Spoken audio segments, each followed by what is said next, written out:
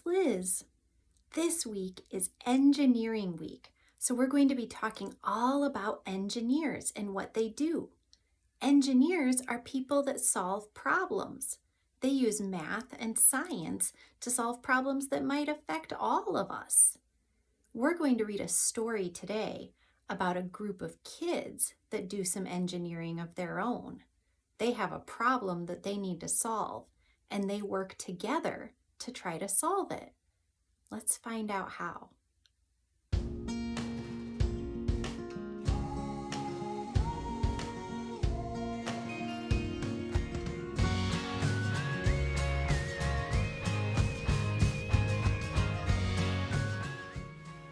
Iggy Peck, Architect.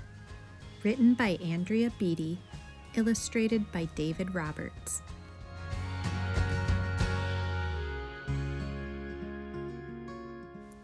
Young Iggy Peck is an architect and has been since he was 2, when he built a great tower in only an hour with nothing but diapers and glue. "Good gracious, Ignatius," his mother exclaimed. "That's the coolest thing I've ever seen." But her smile faded fast as a light wind blew past, and she realized those diapers weren't clean. "Ignatius, my son, what on earth have you done? That's disgusting and nasty. It stinks."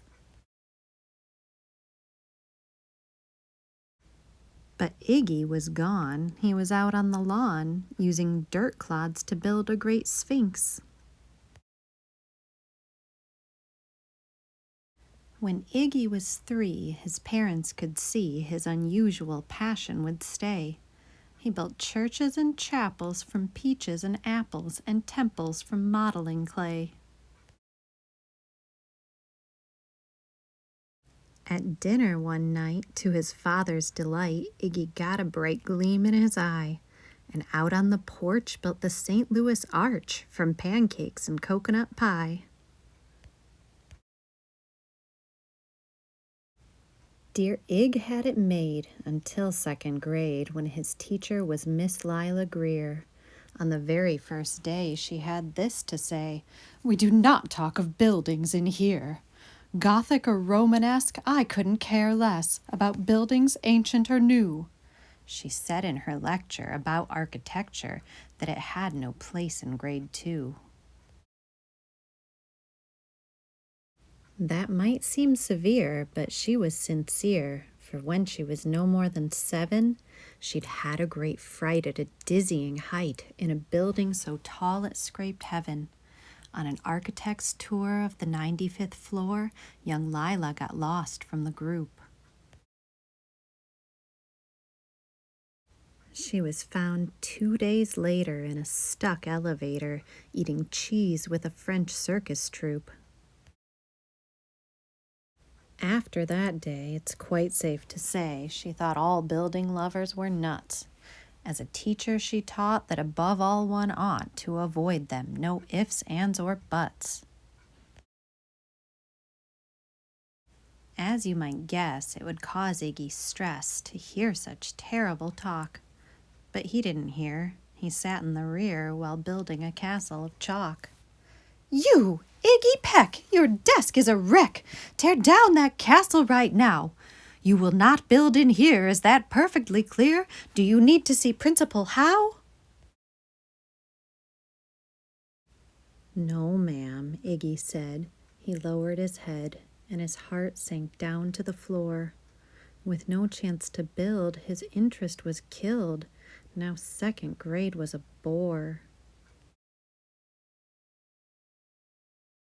After 12 long days that passed in a haze of reading, writing, and arithmetic, Miss Greer took the class to Blue River Pass for a hike and an old-fashioned picnic.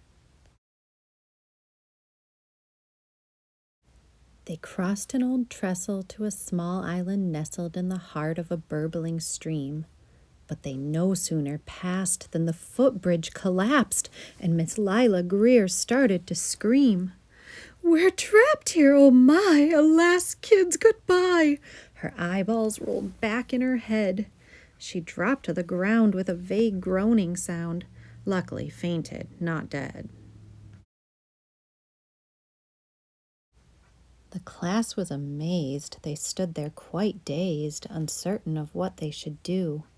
But one bright young man was off hatching a plan, which started with Miss Lila's shoe. Soon each lad and lass there at Blue River Pass was working together as one. And when she came to, Miss Lila Greer knew that something quite brave had been done. She looked in the air and saw hanging there a structure with cables and braces, and on the far side, beaming with pride, were 17 smiling young faces. Boots, tree roots and strings, fruit roll-ups and things, some of which one should not mention, were stretched ridge to ridge in a glorious bridge, dangling from shoestring suspension. It all became clear to Miss Lila Greer as she crossed that bridge over the stream. There are worse things to do when you're in grade 2 than to spend your time building a dream. Now every week at Blue River Creek Elementary and second grade, all the school kids can hear, along with Miss Greer, how the world's greatest buildings were made. The weekly guest speaker in a t-shirt and sneakers talks of buildings from Rome to Quebec. Of course, he's the guy who builds towers from pie, that brilliant young man, Iggy Peck.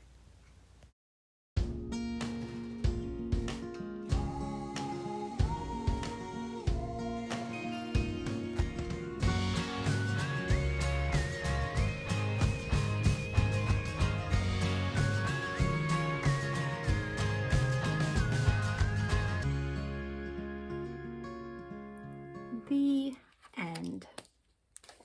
Iggy Peck and his friends were engineering. They had a problem that they needed to solve. They needed to get off the island. So they made a plan and they worked together and built a bridge. Now, let's find out a little bit more about what engineers do.